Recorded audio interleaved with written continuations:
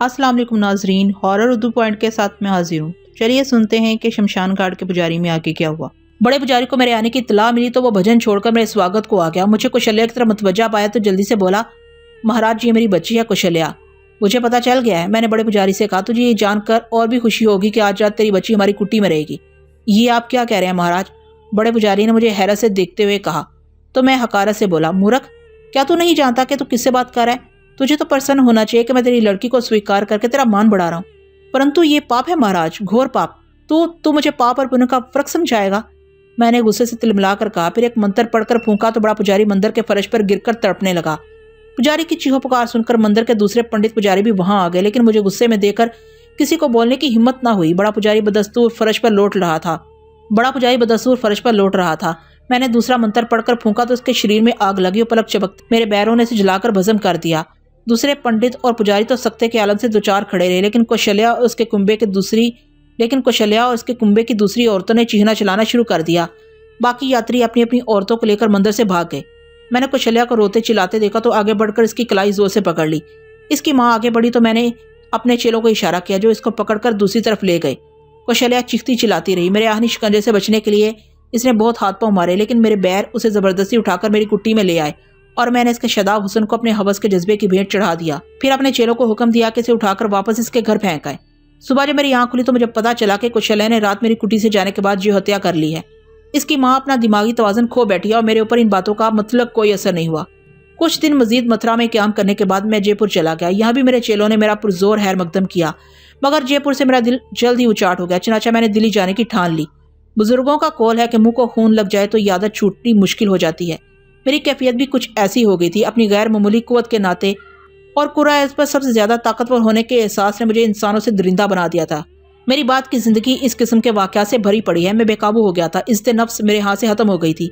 मेरा काम बस ये रह गया था कि दुनिया की हसीन तरीन दुशिजाएं मेरी आगोश को आसूदा रखा करें। किसी खूबसूरत लड़की को देखते ही मैं इस पर भूखे आदमखोर की तरह टूट पड़ता था। मेरे बैर पलक चमकते ही मेरी हर ख्वाहिश पूरी कर दिया करते थे। लेकिन जहां मैं अपने कलम से ये इबरतनाक एतराफ लिख रहा हूँ, वहाँ ये कहना भी ज़रूरी समझता हूँ कि मैंने इन गरीबों को कभी परेशान नहीं किया जो अमीरों के सताए हुए थे। मैंने ऐसे तमाम लोगों को चुन चुन कर सख्त मुसीबत से दोचार किया जो कमज़ोरों पर जुल्म तोड़ते थे या परेशान करते थे। मैंने इन महाजनों को भी कभी नहीं बख्शा जिनके मुंह पर राम राम और बगल में छुरी होती थी। इस तहरीर का ये मतलब नहीं कि मैं खुद के लिए आपसे रहम की कोई दरख्वास्त कर रहा हूँ और गरीबों की मदद करने का इजहार करके आपसे किसी रियायत का तालब हूँ। मैंने साफ साफ लिख दिया है कि खूबसूरत औरतों और लड़कियों के बारे में मेरे अंदर छुपे हुए शैतान ने कभी अमीर और गरीब की तमीज नहीं की, और यही चीज मेरी जिंदगी में इनकलाब लाने का बायस बनी, जिसका जिक्र आगे चलकर करूंगा। दिल्ली पहुंचकर मैंने अपनी तमाम हरकतें जारी रखी। सोचता हूँ कि अगर मैं इन तमाम वाकयात को तफसील से लिखने बैठूं तो कई ज़ख़ीम किताबें बन सकती हैं। दिल्ली में मुझे क़याम किए अभी 15-20 रोज़ ही गुजरे थे कि मेरे साथ एक अजीबोगरीब वाक़या पेश आया। एक रोज़ मैं अपने चेलों के साथ बैठा बातें कर रहा था कि एक शख्स जो ज़ात का ब्राह्मण था और सूरत और शक्ल से परेशान दिखाई पड़ता था मेरे पास आया और गिड़गिड़ा कर बोला, महाराज मुझ दुखियारे पर दया करो, मैं बड़ी आशाएं लेकर तुम्हारे चरणों तक पहुंचा हूँ। क्या बात है, तुम मुझे बड़े व्याकुल नजर आते हो। महाराज, अगर आपने मेरे ऊपर कृपा ना की तो मेरे पास जो होता के सिवा कोई चारा नहीं होगा। मामले की बात करो महाशय, किसी ने तुम्हें परेशान किया है? परमन ने मुझे जो कहानी सुनाई वो अजीबो गरीब थी। इसने वाकयात की तफसील बताते हुए कहा, महाराज महीने भर से ऊपर हो गया है, मैं एक रात भी चैन की नींद ना सो सका। मेरी पत्नी की हालत रोज बरोज खराब होती जा रही है। खून थूकते थूकते अब वो आदि भी नहीं रही। रात रात भर वो मछली की तरह तड़पती है। मैंने तमाम जतन कर डाले पर कोई फाका नहीं हुआ। डॉक्टर, हकीम, वैद्य सब जवाब दे चुके हैं, परंतु एक साधु ने मुझसे कहा है कि मेरी पत्नी पर किसी ने जादू कर दिया है। जब तक इसका तोड़ नहीं होता मेरी पत्नी की हालत नहीं संभल सकती। क्या तुम्हें किसी खास शख्स पर शुबा है? मुझे विश्वास है महाराज कि ये सब कुछ इसी औरत की शरारत है जो मेरे मकान के करीब रहती है।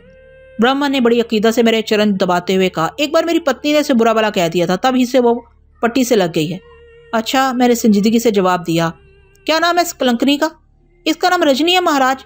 जब से इसके गंदे कदम मोहल्ले में आए हैं सभी परेशान हैं। कभी किसी का बच्चा मर जाता है, कभी कोई अच्छा भला मनुष्य पागलों की तरह कपड़े फाड़कर घर से बाहर निकल जाता है, आप ही आप ठीक हो जाता है। ब्रह्म ने इस औरत रजनी के बारे में जो तफसीलात बयान की वो बड़ी पुरअसरार थी। मैंने सब कुछ सुनने के बाद अपने एक चेले को इसके साथ रवाना कर दिया।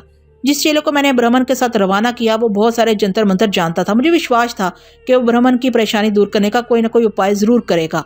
ऐसे छोटे मोटे कामों के लिए मैं अपने चेलों को भेज दिया करता था, मगर मेरा अंदाजा गलत साबित हुआ। 2 घंटे के बाद जब मेरा चेला लौटा तो उसकी हालत बिल्कुल पागलों जैसी थी। आते ही इसने पुरजलाल आवाज में मुझसे कहा, कृष्ण कुमार, अगर मुक्ति चाहते हो और तुम्हें अपना जीवन प्यारा है तो इसी समय उठो और दिल्ली से अपना मुंह काला करो।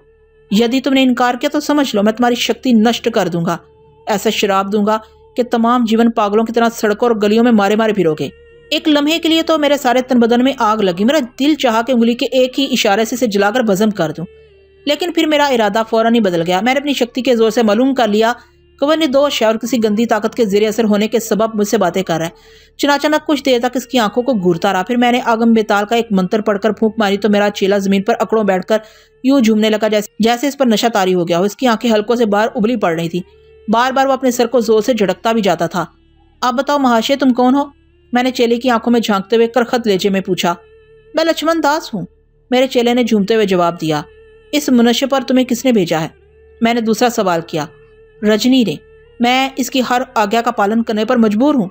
उसने मेरी आत्मा को कैद कर रखा है। अब क्या इरादे हैं तुम्हारे? मैं निर्दोष हूँ महाराज, मुझे क्षमा कर दो। जरूर क्षमा करूंगा, परंतु अभी नहीं, मैंने उसीली आवाज में जवाब दिया। फिर एक दूसरे मंत्र का जाप करने लगा। लक्ष्मण दास ने मेरे चेले के शरीर पर कब्जा जमा रखा था। वह झूम झूम कर अपना सर झटक रहा था। इस स्नान में मेरे मंत्र के बैर रजनी को पकड़कर घसीटते हुए मेरे सामने ले आए। रजनी की उम्र 70 साल से कम किसी तरह नहीं थी। चेहरे से हब्बासत उया थी, आंखों में अयारी कूट कूट कर भरी थी। लेकिन मेरी शक्ति का तमाशा देख लेने के बाद वो मेरे सामने झुकने पर मजबूर हो गई थी। मेरी आंखें जैसे ही रजनी से दो चार हुई, इसके हलक से एक करबनाक चीख बुलंद हुई। दूसरे ही लम्हे वो मेरे चरण छूने के इरादे से आगे बढ़ी, मगर मेरे बैरों ने मेरे इशारे पर उसे दरमियान में जकड़ लिया। जानती है कलंकनी कि तू इस समय किसके सामने खड़ी है? मैंने गरज कर कहा तो रजनी थरथर कांपने लगी। हाथ जोड़कर मुझसे बोली, क्षमा कर दो कृष्ण कुमार महाराज। अगर मुझे खबर होती कि ये चेला तुम्हारा था तो मैं कभी इस पर जादू ना करती। मूर्ख, मैं दांत पीसकर घुराया। क्या तुझे ये नहीं पता था कि हम इस शहर में विराजमान हैं? नहीं महाराज, मैं काली माई की सुगंध खाकर कहती हूँ, मुझे खबर ना थी। रजनी गिड़गिड़ा कर बोली, मुझे क्षमा कर दो महाराज। क्षमा कर दूं और वो भी तुझे? मैं हकारे से बोला, महाराज मैं वचन देती हूँ कि दोबारा कभी तुम्हारी शक्ति से टकराने की कोशिश नहीं करूंगी। रजनी सरतापा कांप कर बोली, कलंकनी तू मुझे भी धोखा देना चाहती है। मैं जानता हूँ कि तेरे मन में इस समय क्या है। क्या तू ये नहीं सोच रही कि लक्ष्मण दास के आजाद होते ही तू मुझ पर हमला करेगी? मेरा जुमला सुनकर रजनी का चेहरा जर्द पड़ गया। वो कुछ कहना चाहती थी। मैंने कड़क कर कहा, तूने काली माई का नाम लेकर झूठ बोला है, इसलिए अब तुझे इसका मजा भी चखना होगा। लक्ष्मण दास हन्नूज मेरे चेले पर कब्जा जमाए हुए था। मेरे बैरों ने इसे भी जकड़ रखा था। रजनी की हालत भी खराब हो रही थी। फिर मैं लक्ष्मण दास की आत्मा को मुहातिब करके बोला, कमीने, मैं तुझे एक शर्त पर क्षमा कर सकता हूँ। महाराज, मुझे तुम्हारी सारी शराइत मंजूर हैं। अच्छा, तो अब मैं तुझे आजाद करता हूँ, परंतु मेरी आज्ञा पर अब तुझे मेरे चेले को छोड़कर रजनी के शरीर में दाखिल होना होगा और ऐसे मौत के घाट उतारना होगा। मैं तैयार हूँ महाराज। दूसरे ही लम्हे मेरी निगाहों के सामने एक दिलचस्प खेल शुरू हो गया। मेरा चेला अचानक ठीक हो गया और यूं उठकर खड़ा हो गया जैसे अभी तक वो सो रहा हो। दूसरी तरफ रजनी किसी बुत की तरह बेहोश हरकत खड़ी थी, लेकिन इसकी यह कैफियत ज्यादा देर तक बरकरार न रह सकी। मेरे चेले के ठीक होते ही रजनी ने यूं हंसना शुरू कर दिया जैसे कोई इसे गुदगुदा रहा हो। चंद लम्हे तक वो इसी कैफियत से दो चार रही। यकलत इसकी आंखें सुर्ख हो गई, इसके चेहरे पर वहशत नमूदार हो रही थी। वो अचानक मेरे करीब आई और मेरे चरणों के करीब घुटनों पर बैठकर इस तरह झूमने लगी जैसे मुझे डंडोट कर रही हो। चंद लम्हे तक वो इसी अंदाज में झूमती रही। फिर इसने मेरी सिमत देखा। महाराज, अब क्या आ गया है? रजनी के होंठ हिले, लेकिन आवाज लक्ष्मण दास की निकली। इसको मार डालो लक्ष्मण दास, इसी में तुम्हारी मुक्ति है। मैंने जैसे ही अपना जुमला खत्म किया, रजनी ने झुककर एक बार फिर मुझे डंडोट किया। उसके बाद वो कदरे और झुकी। फिर उसने अपना सर जमीन पर मारना शुरू कर दिया, जिसकी शिद्दत में हर लम्हे तेजी आती गई। कुछ देर बाद रजनी का सर फट गया। इसका चेहरा लहूलुहान हो गया। ताज़ा ताज़ा खून फर्श पर बह रहा था। रजनी का सर पाश पाश हुआ तो उसका भेजा खोपड़ी से निकलकर फर्श पर तड़पने लगा। इसका चेहरा बड़ा भयानक हो रहा था। 15-20 मिनट तक यही खेल रहा। फिर रजनी उठकर खड़ी हो गई और एक बार फिर इसके लब हिले और मेरे कानों से लक्ष्मण दास की आवाज टकराई, महाराज, मैंने तुम्हारा कहा पूरा कर दिया, अब मेरे लिए क्या आ गया है? लक्ष्मण दास, मैंने गरज कर कहा, मैं तुम्हें आजाद करने का वचन दे चुका हूँ, परंतु तुम्हें भी मुझे एक वचन देना होगा। तुम्हारी शक्ति महान है महाराज, मैं हर वचन के लिए तैयार हूँ। मैं तुम्हें केवल इसी शर्त पर क्षमा कर सकता हूँ कि फिर तुम कभी किसी मनुष्य को परेशान नहीं करोगे।